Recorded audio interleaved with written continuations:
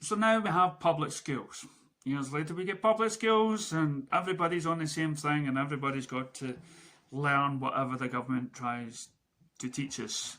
Industry is coming, uh, smoke, pollution, you name it, is rife. London is but a fog. We're having the big disasters of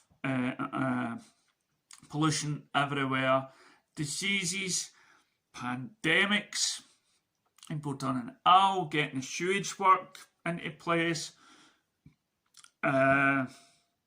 medicine, practicing medicine is slowly getting better. The doctors and scientists from around the world discovering stuff, penicillin, but we are still way behind when it comes to acceptance of whether you're gay.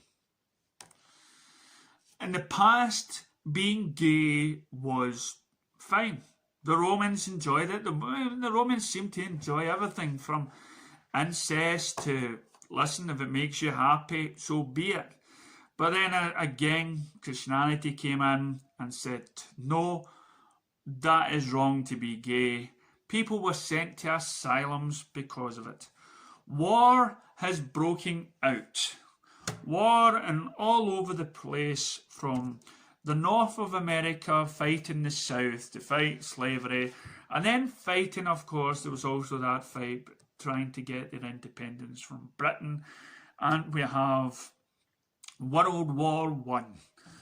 World War One, where, listen, people that we've never heard of have an argument, and we send young men to their deaths. In the hundreds and thousands, we send them to fight in the trenches, deep under the, just shooting, running into the bullets. Many people die.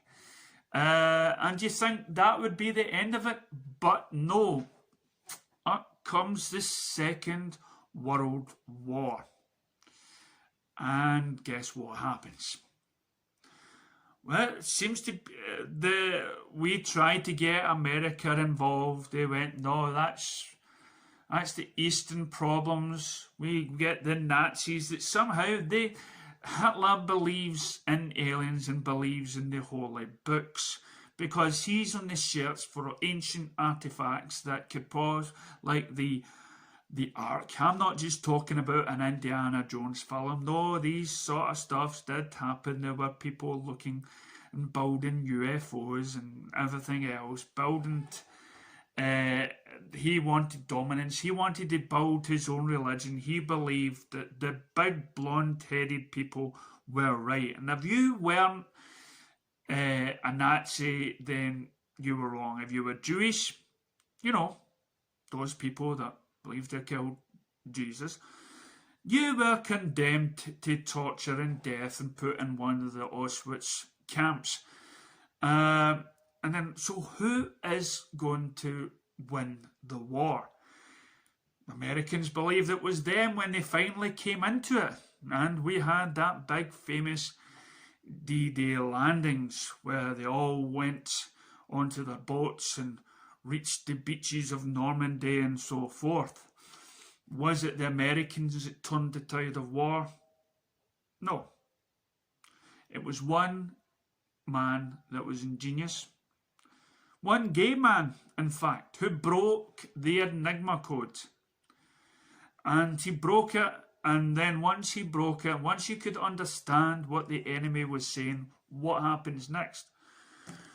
Well, then that man had to choose who lived or died in order for them to know, in order for the Nazis not to know that their code was broken by a gay man, somebody of which the Nazis would have totally have killed.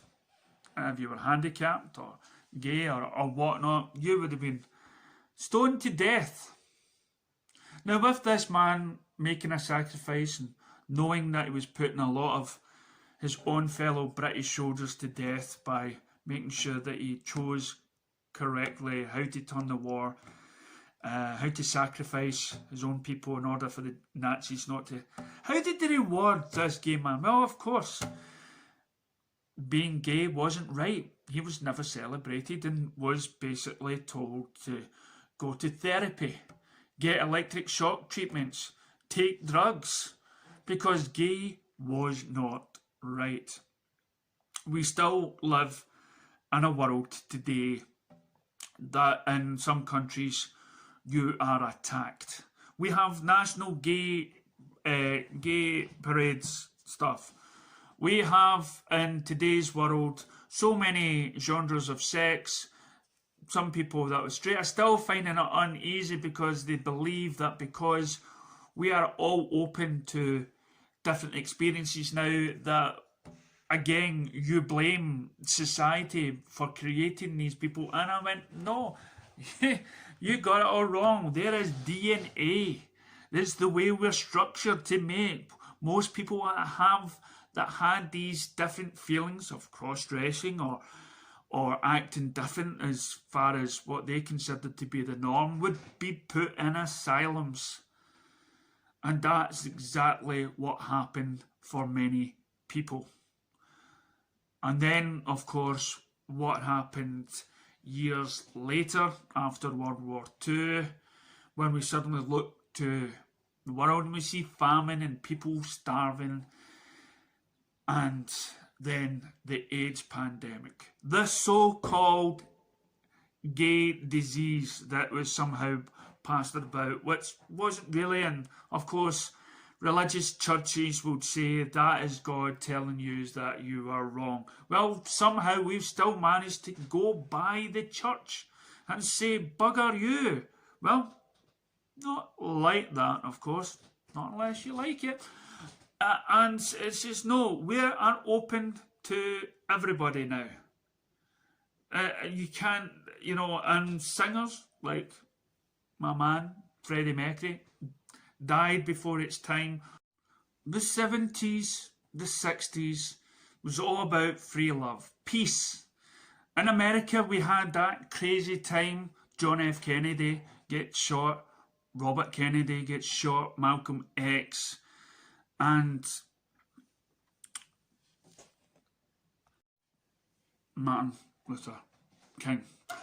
All these great people that believed in freedom, about equality, about justice, just about every good thing that could happen when black people suffered in that, but they were all killed, assassinated.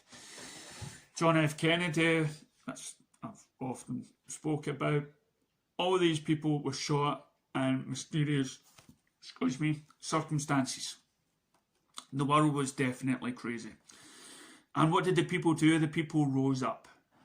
They done it peacefully, majority of the time, and went to the parks, had peace campaigns, stormed parks and said, we demand peace, we demand the end to the Vietnam War. That's right, the Vietnam War had also happened after World War II, and it was Americans' big loss, where they sacrificed so many of their own people and exploded one of the most powerful bombs ever, Hiroshima. And today there is still talk about the after effects of that. So the world round about after World War II did not. We're still in crazy times. Still in crazy times. And now, as I say, we face another pandemic.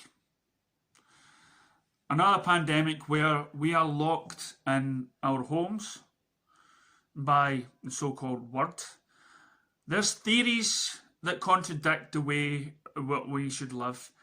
People are losing their jobs. Companies are going out of business. People that probably in the past were looked down on is now looked up. People that delivered your shoppings. People that cut your hair. People that supply toilet roll. people that educate your children. We look out at society and what our society has become. We've accepted so much in such a short period of time. We're growing to accept being gay, being homosexual, being straight, being whatever you choose to be. But we need to be free. We need to be able to go to the places we want to go, visit the family we want to. So we question. We're now again like the 60s and 70s. We're questioning authorities. We're questioning the doctors. We're looking for different avenues to explore. And as the Antarctic ice starts to melt, as the world's pollution starts to go down because we're not driving our cars, as electric cars are now being introduced slowly to the population, as we start worrying about what radiation is coming from our phones, towers, or microwaves and stuff, we can only take this into consideration. At least right now, more and more countries accepting people as people, no matter. Oh, we thought we were going to accept it, didn't we?